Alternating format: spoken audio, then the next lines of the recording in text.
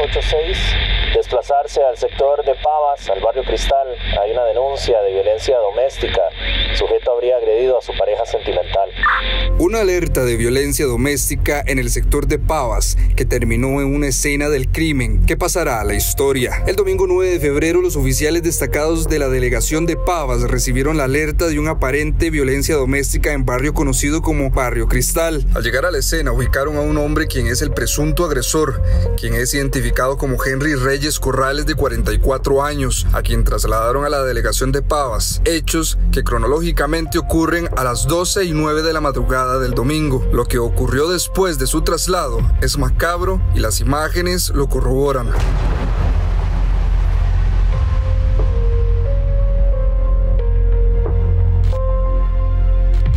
A las 12:40 de la madrugada, por razones que aún se desconocen, algunos oficiales, 5 para ser específicos, mientras otros 4 solo fueron testigos, comenzaron a agredir a Henry, y por lo que se ve en imágenes, esa habitación de la delegación policial se convirtió en un cuarto de tortura.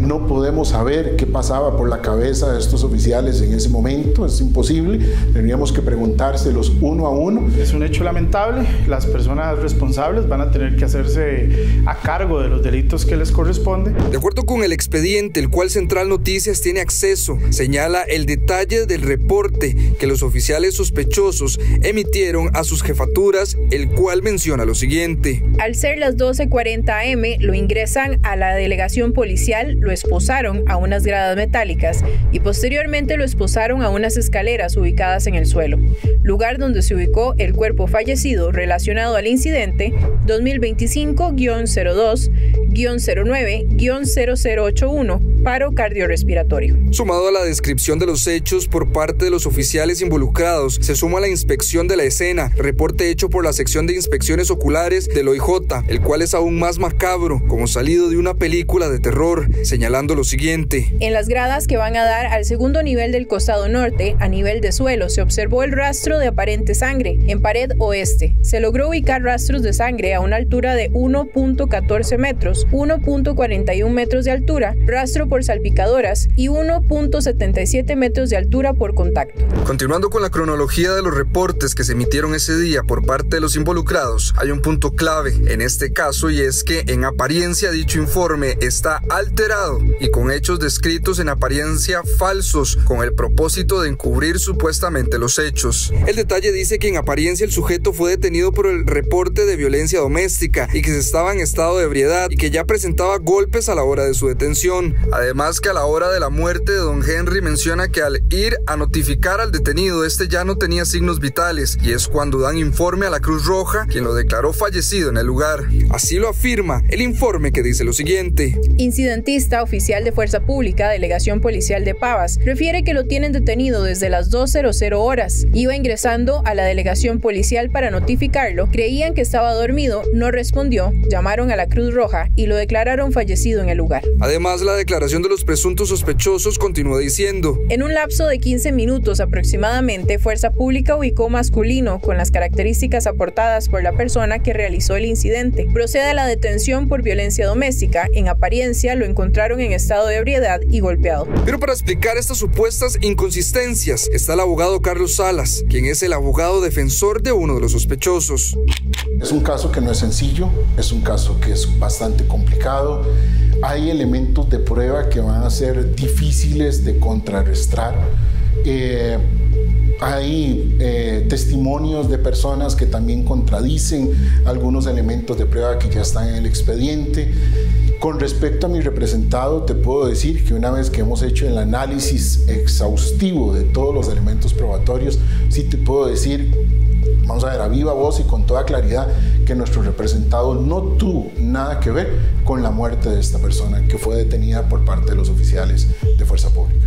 Para sumar un dato que se señala en el reporte de los sospechosos, indican que Henry murió por un paro cardiorrespiratorio. Sin embargo, las fotos evidencian golpes con un objeto contundente que a la postre le causó la muerte, según el expediente.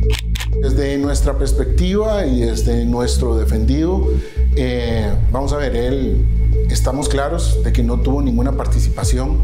Él basó su acto actuar policial de acuerdo con la información que le venían brindando sus subalternos y actuó bajo esa perspectiva. Cuando se hace el análisis de esos elementos probatorios y empezamos a ver que existe un choque con respecto a esas declaraciones y a esa información, nos damos cuenta de que pues pareciera que lo indujeron a un error a nuestro representado con respecto a algunas de las actuaciones. A este punto, el expediente aporta la declaración de uno de los involucrados acusados de homicidio calificado, el cual aportó detalles del por qué habría formado parte de la mortal golpiza. Su declaración dice lo siguiente: le pregunté al señor Reyes Corrales qué hizo con la parte del labio que le arrancó a su pareja sentimental, y Reyes Corrales, de manera burlista, me contestó que se lo tragó y que la valía todo, razón por la cual de manera temporal perdió los frenos inhibitorios y la noción de las circunstancias. Sentí mi estómago caliente, me llené de ira, sentí que lo que le hizo a su pareja es como si se lo hubiera hecho a mi propia madre, y procedí a propinarle un golpe con mi mano derecha en el pómulo. Me retiré unos segundos, regresé con un tubo de aluminio que me encontré botado por el área de parqueo y seguidamente procedí a golpearlo con ese tubo de aluminio. Con respecto al actuar de los oficiales, el abogado y exmiembro del organismo de investigación judicial explica lo siguiente. Si bien el organismo de investigación judicial realizó una investigación amplia y compleja, nosotros analizando desde la parte de la defensa de uno de los imputados, creemos que faltan elementos a considerar, como es la importancia de los rastreos telefónicos, ya que hubo llamadas posiblemente entre los de menos jerarquía con los altos mandos que se hacían cargo de la delegación policial, que podrían dar pie a dar elementos para la posible defensa de estas personas. El caso por sí solo tiene elementos amplios a analizar, pero el tema de identificar los delitos cometidos en una sola madrugada podría complicar a los abogados. Tenemos delitos como omisión, tenemos implantar información en documentos oficiales con cosas que no son reales, ¿verdad? El homicidio como tal y también el abuso de autoridad. Basados en la experiencia, existen protocolos de cómo es el manejo de las personas detenidas y en temas de violencia familiar, cuál es el debido proceder.